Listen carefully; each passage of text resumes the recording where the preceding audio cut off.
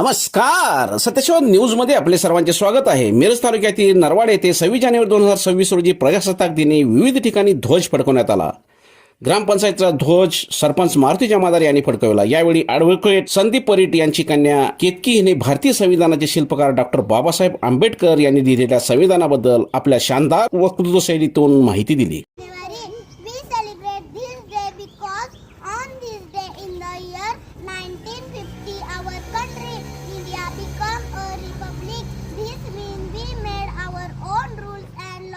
Our constitution is a most important book of rules. We remember our great leader today.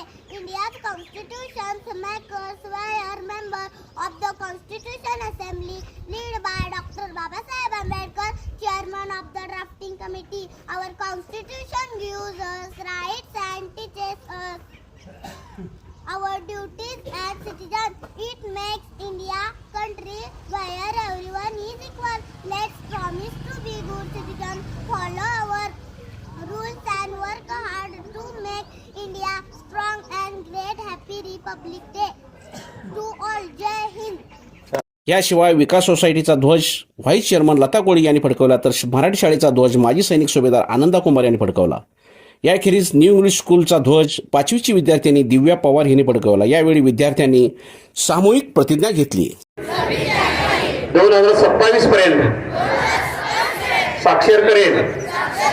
मी स्वतः असाक्षर राहणार नाही आणि इतरांना असाक्षर राहू देणार नाही.